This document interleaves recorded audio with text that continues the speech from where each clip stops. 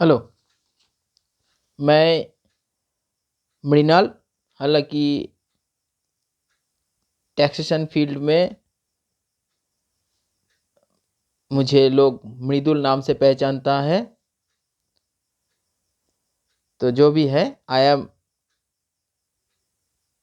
A tax and accounts consultant and goods and service tax practitioner. तो आज मैं section 75 subsection 12 of CGST act and corresponding state tax acts, उसके अंदर जो explanation 1 जनवरी 2022 से insert किया गया है और उस एक्सप्लेनेशन को लेकर के CBIC की तरफ से 7 जनवरी 2022 में जो इंस्ट्रक्शन इशू किया गया है, उसको लेकर के मेरा जो पर्सनल व्यू है वो आप लोगों के साथ इस वीडियो के माध्यम से शेयर करना चाहता हूँ।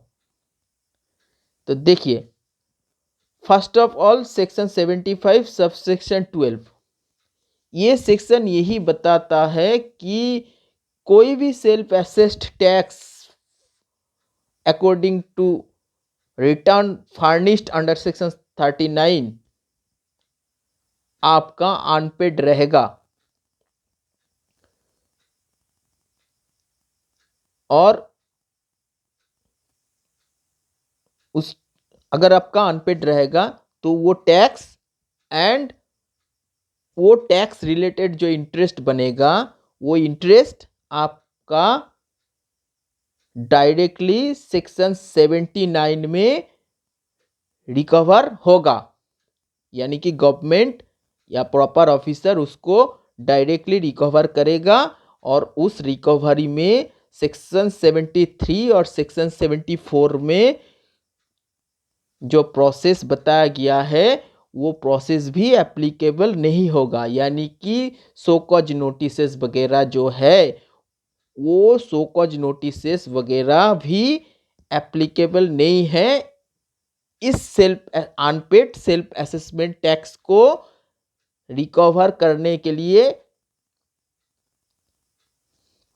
यानी कि ये सेल्फ असेसमेंट टैक्स आपका विदाउट एनी SCN रिकवर होगा। एंड वो जो सेक्शंस है, सेक्शन 75 सब सेक्शन 12, वो ये लास्टली वो सेक्शन ये बताता है कि the same shall be recovered under the provisions of section 79। यानी कि the word shall was used there, it means कि वो रिकवर होगा ही। उस प्रोविजंस में एक ठो एक्सप्लेनेशन 1 जनवरी 2022 से लागू कर दिया गया है और वो एक्सप्लेनेशन ये बताता है कि कोई भी टैक्स लाइबिलिटी जो कि सेक्शन 37 में आपने डिक्लेयर किया है, यानी कि GSTR 1 में आपने डिक्लेयर किया है, बट GSTR 3B में यानी कि सेक्शन 39 में आपने इंक्लूड नहीं किया है, उस टैक्स भी आपका सेल्फ असेसमेंट टैक्स मान लिया जाएगा और वो सेक्शन 79 में रिकवर होगा।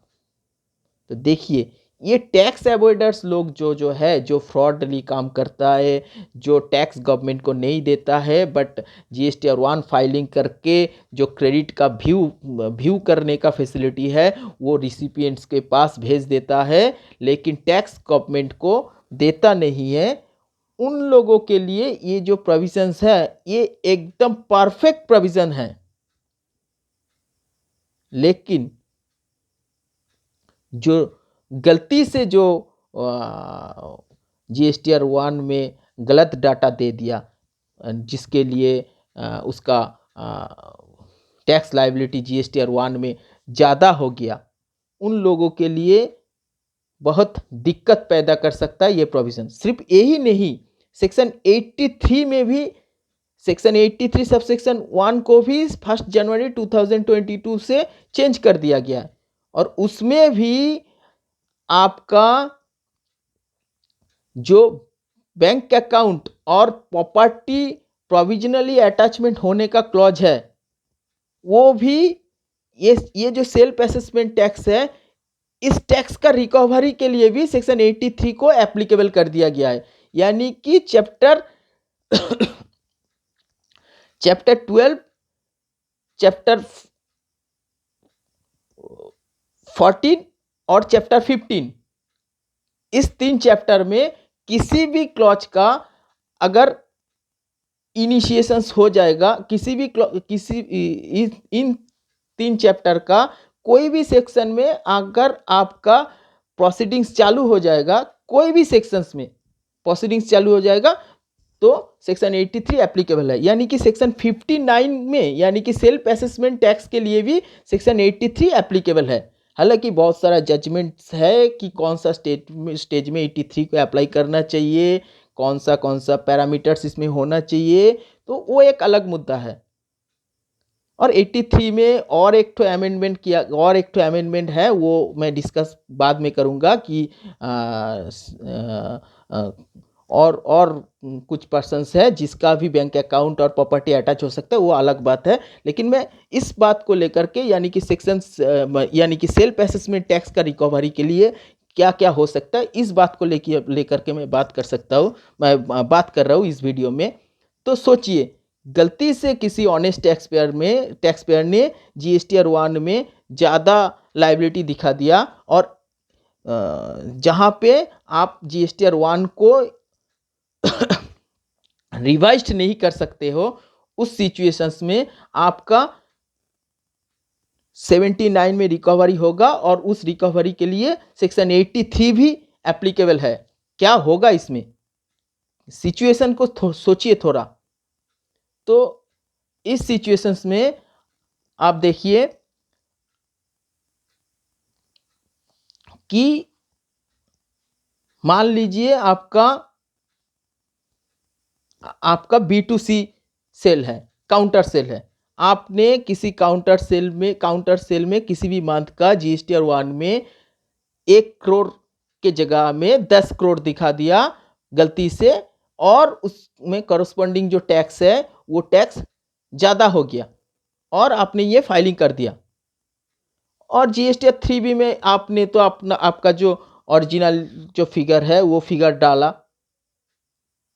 तो ये जो डिफरेंसेस है इस डिफरेंस के लिए क्या होगा, तो ये बहुत सारा ट्रबल्स आ सकता था इन फ्यूचर में। लेकिन सीबीआईसी ने एक तो इंस्ट्रक्शन इशू किया है 7 जनवरी 2022 में। उस इंस्ट्रक्शन में भी as per as my knowledge goes उस इंस्ट्रक्शन में भी कुछ ट्रबल्स है। क्योंकि देखिए वहाँ पे ये बताया गया कि वहाँ पे ये बताया गया है कि प्रॉपर ऑफिसर को यानी कि उस इंस्ट्रक्शन में पॉइंट नंबर उस इंस्ट्रक्शन में पैराग्राफ 3.3 में यानी कि पॉइंट नंबर 3.3 में ये बताया गया है कि इस सब चीज़ के लिए मैं जस्ट उसका जो जिस्ट है वो बता रहा हूँ कि प्रॉपर ऑफिसर इसको रिकवर करने के लिए कम्युनिकेशन इशू कर सकता है। रिकवर करने से पहले अगर ऐसा कोई चीज़ है जहाँ पर जीएसटीआर 1 में ज़्यादा लायबिलिटी है जीएसटीआर 3B से, तो प्रॉपर ऑफिसर रजिस्टर्ड पर्सन को कम्युनिकेशन इशू कर सकता है। Point number 3.3 of that instruction number 1 2022 dated 7 जनवरी 2022 उसमें ये बताया गया है the proper officer may send a communication to the registered person. तो सोचिए वहाँ पे may send a communication, the word may was used. तो इसमें क्या बात निकल करके आता है कि ऑफिसर चाहे, ये प्रॉपर ऑफिसर चाहे तो कम्युनिकेशन इशू कर सकता है। The word shall was not used there, the word may was issued in that instruction। तो इसमें प्रॉपर ऑफिसर चाहे तो इशू कर सकता है और कम्युनिकेशन यानी कि इशू कर सकता है कम्युनिकेशन कि इसमें वो जो डिफरेंस है डिफरेंस को क्लैरिफाई करने के लिए, और इस इशुएंस के बाद जो रजिस्टर्ड पर्सन है वो क्लैरिफाई करेगा, और क्लैरिफाई करने के बाद प्रॉपर ऑफिसर अगर सेटिस्फाई होगा तो रीजनेबल टाइम कम्युनिकेशंस में रीजनेबल टाइम देगा प्रॉपर ऑफिसर। तो देखिए वहाँ पर भी रीजनेबल टाइम एक्चुअल देखिए जीएसटीआर 1 को आपने एमेंड करने का टाइम जो सेक्शन 37 सबसेक्शन 3 में टाइम प्रेस्क्राइब किया गया है, ठीक है। और जीएसटीआर 3B में भी जो जो पार्ट है यानी कि ये सब जीएसटीआर 1 का जो अमेंडमेंट का टाइम वो सेक्शन 37 सबसेक्शन 3 में दिया गया है, और जो कॉरस्पॉन्डिंग जो जो जीएसटीआर 9 में जो 9 बोल रहा हूँ सॉरी जीएसटीआर 3B में जो एडजस्टमेंट है यानी कि लाइबिलिटी का जो एडजस्टमेंट है उसका भी टाइम लिमिट प्रिस्क्राइब किया गया है सेक्शन 39 सबसेक्शन 9 में। तो देखिए यहाँ पर उस जो इंस्ट्रक्शन है उस इंस्ट्रक्शन में कोई टाइम लिमिट प्रेस्क्राइब नहीं किया गया है, वहाँ पे रीजनेबल टाइम उस कम्युनिकेशन में प्रॉपर ऑफिसर देगा, और प्रॉपर ऑफिसर चाहे तो कुछ एडिशनल टाइम भी दे सकता है। तो देखिए यहाँ पे प्रॉपर ऑफिसर को सेटिस्फाई करना पड़ेगा रजिस्टर्ड पर्सन को। तो देखिए अगर मान लीजिए प्रॉपर ऑफिसर सेटिस्फाई नहीं, जो रजिस्टर्ड पर्सन ने जो इसको कम्युनिकेट किया, जो गलती हुआ गलती को वो सबमिशन करके कम्युनिकेट किया, बट प्रॉपर ऑफिसर मान लीजिए इसमें सेटिस्फाई नहीं हुआ, ठीक है। सेटिस्फाई नहीं होने के बाद वो क्या किया, वो सेक्शन 79 में वो जो टैक्स है टैक्स को रिकवर कर लिया। 79 में बहुत सारा मोड्स है, जो किसी भी मोड में आपका 79 में रिकवर प्रोसीडिंग्स होने के बाद इनिशिएशन होने के बाद वो इसको रिकवर कर लिया। आफ्टर रिकवरी आपने क्या किया यानी कि रजिस्टर्ड पर्सन ने क्या किया, सेक्शन 37 सबसेक्शन 3 में जो प्रेस्क्राइब टाइम है उस टाइम के अंदर ही उस जो जीएसटीआर 1 का जो फिगर है उस फिगर को सब्सिक्वेंट किसी भी मंथ में उसको एमेंड कर दिया वो फिगर। तो एमेंड करने के बाद पोजीशन क्या आ गया, एमेंड करने के बाद अभी आफ्टर अमेंडमेंट जीएसटीआर 3B का जो टैक्स लाइबिलिटी है और जीएसटीआर 1 का जो टैक्स लाइबिलिटी है वो सेम हो गया। तो ये तो अभी और तो प्रैक्टिकली ये देखा जाए तो ये तो सेल्फ असेसमेंट टैक्स अनपेड नहीं रहा, but the proper officer recovered the tax, recover a tax amount from the registered person. तो बेसिकली क्या हो गया, तो देखिए ये आपने आपका जो अमेंडमेंट है उस अमेंडमेंट सेक्शन 37 सबसेक्शन 3 में जो प्रेस्क्राइब टाइम है उस टाइम के अंदर ये अमेंडमेंट कर दिया, लेकिन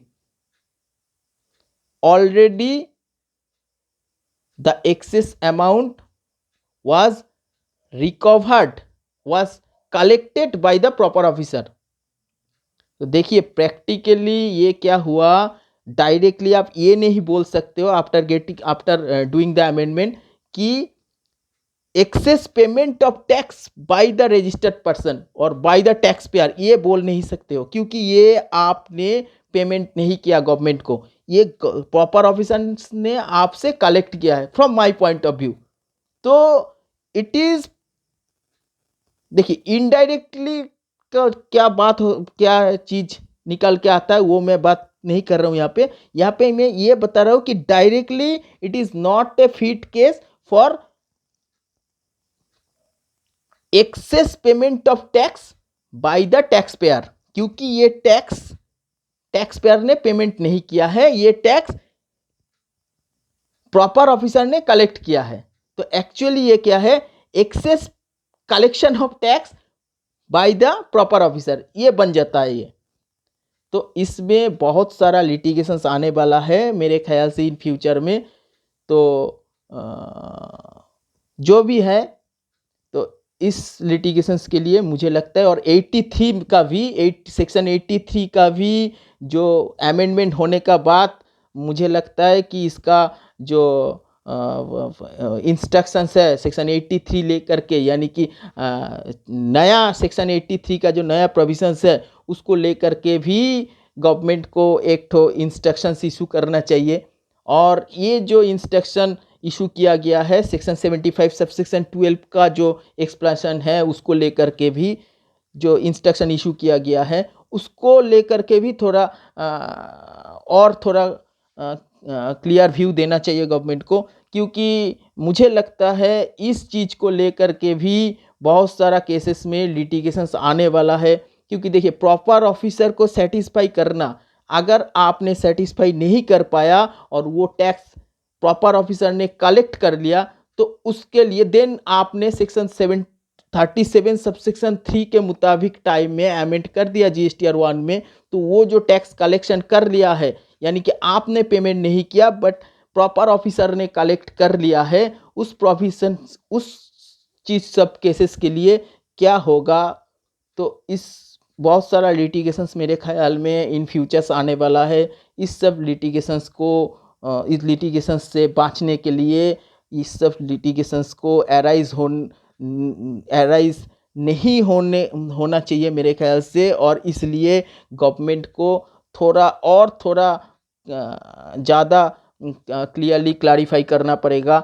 मुझे तो यही लगता है। और मैं यही कहूँगा कि अगर किसी को ऐसा कोई ट्रबल आ जाए तो प्रॉपर ऑफिसर की तरफ से कोई कम्युनिकेशंस आने से पहले ही टैक्स पेयर्स को और इसका जो कंसल्टेंट लोग हैं, जो टैक्स प्रैक्टिशनर है, उन लोगों को गवर्नमेंट के पास सेल्फ क्लैरिफिकेशन पहुंच जाना चाहिए, यानी कि communication from the end of taxpayer to the proper officer पहले होना चाहिए, कि प्रॉपर ऑफिसर कम्युनिकेट करने से पहले ही टैक्स पेयर की तरफ से प्रॉपर ऑफिसर के पास कम्युनिकेशन पहुंच जाना चाहिए। ये जो पार्ट है ये एक्स्ट्रा इम्यूनिटी देगा। ये जो कम्युनिकेशन आपकी तरफ से होगा, यानी कि टैक्स पेयर की तरफ से प्रॉपर ऑफिसर के पास जाएगा, कम्युनिकेशन प्रॉपर ऑफिसर के पास से टैक्स पेयर के पास आने से पहले वो टैक्स पेयर को ज़्यादा इम्यूनिटी देगा। इन फ्यूचर में कोई भी लिटिगेशन अगर एराइज होता है तो उससे बचने के लिए ज़्यादा इम्यूनिटी देगा।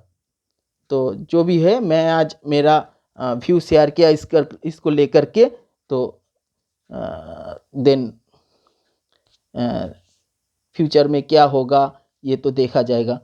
तो ठीक है, इट्स ओके।